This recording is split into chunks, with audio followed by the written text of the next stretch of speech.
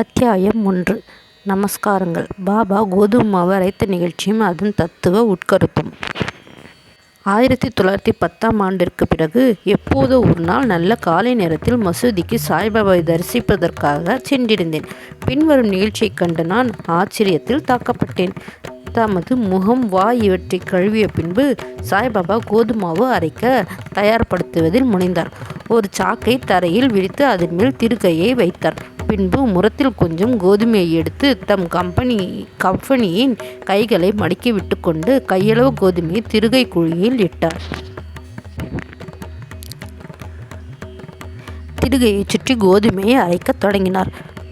பிச்சை எடுத்து வாழ்ந்து எவ்வித உடைமையும் சேமிப்பும் அற்ற இவர் கோதுமை மாவு அரைக்க வேண்டிய அவசியம் என்னவென்று நினைத்தேன். அங்கு வந்த சிலரும் அவ்வாறே எண்ணினார்கள். ஆயின் ஒருவருக்கு பாபா என்ன செய்கிறார் என்று கேட்க துணிவும் வரவில்லை. பாபா மாவரைக்கும் இச்செய்தி உடனே கிராமத்தில் பரவி ஆண்களும் பெண்களும் பாபாவின் செய்கையை காண பெருந்திரளாக மசூதிக்கு வந்தனர்.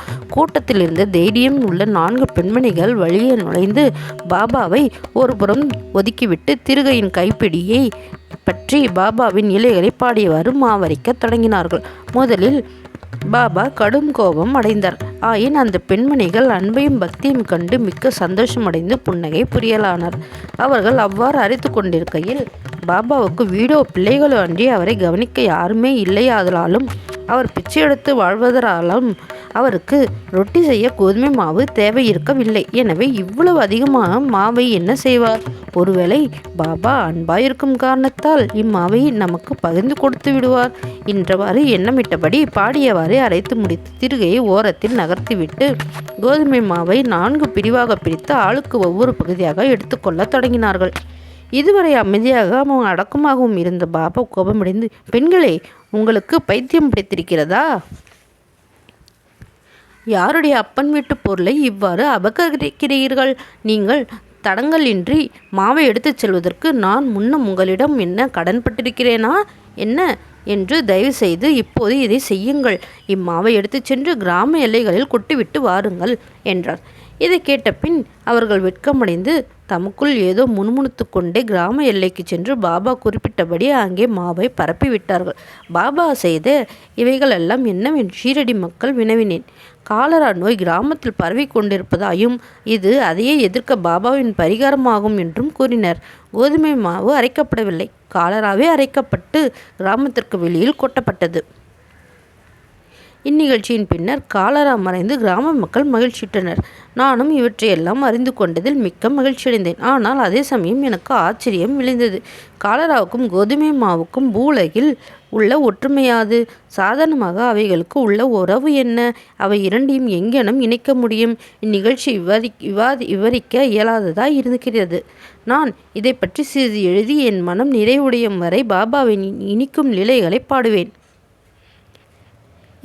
இந்த லீலையை பற்றி இவ்வாறாக எண்ணமிட்ட பின் என் உள்ளம் மகிழ்ச்சியால் நிறைந்தது. இங்கெனம் நான் பாபாவின் வாழ்க்கை வரலாற்றை சச்சரிதம் எழுத உணர்ச்சியூட்டப்பட்டேன். பாபாவின் அருளுடனும் ஆசையுடனும் இப்பணி வெற்றிகரமாக நிறைவேற்றப்பட்டது என்பதையும் நாம் அறிவோம்.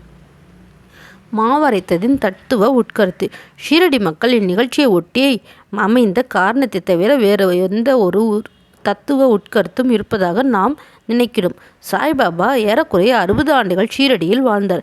இந்நீண்ட காலத்தில் அவர் பெரும்பாலும் தினசரி அரைத்தார். கோதுமை மாத்திரமின்றி பாவங்கள், உள்ளம், உடல் ஆகியவற்றின் துன்பங்களையும் கணக்கில்லாத தன் அடியவர்களின் துயரங்களையும் அரைத்து தீர்த்தார்.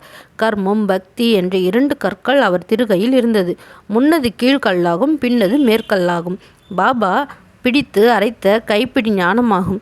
சத்துவம், ராஜசம், தாமசம் என்ற முக்குணங்களை சேர்ந்த நமது எல்லா உணர்ச்சிகள், ஆசைகள், பாவங்கள், அகங்காரம் இவைகளை நிகழந்துகளாக்கி முன்னாடி வேலையாக அரைக்கப்பட்டலாயின்றி ஞானம் அல்லது தன்னை உணர்தல் என்பது முடியாதென்பது பாபாவின் உறுதியான தீர்ப்பாகும்.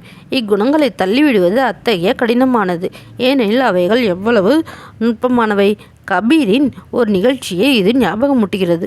ஒரு பெண்மணி சோளத்தை அரைத்து கொண்டிருப்பதை பார்த்துவிட்டு அவர் தன் குரு நிபந்தனறிஞரிடம் திருகையில் இடப்பட்ட சோளத்தை போன்று இவ்வுலக வாழ்க்கை என்னும் திருகையாலே நசுக்கப்படும்போது நான் அஞ்சுவதனால் அழுகிறேன் என்று கூறினார். நிரஞ்சனர், பயப்படாதே. நான் செய்வது போல் இத்திருகையில் உள்ள ஞானம் என்னும் பிடியை பிடித்துக்கொள். அதிலிருந்து நெடுந்தூரம் சென்று திரியாதே. ஆயின் உட்புறமாக திரும்பு. அப்போது நீ காப்பாற்றப்படுவது நிச்சயம் என்று பதிலளித்தாராம். ஸ்ரீ சாயை பணிக.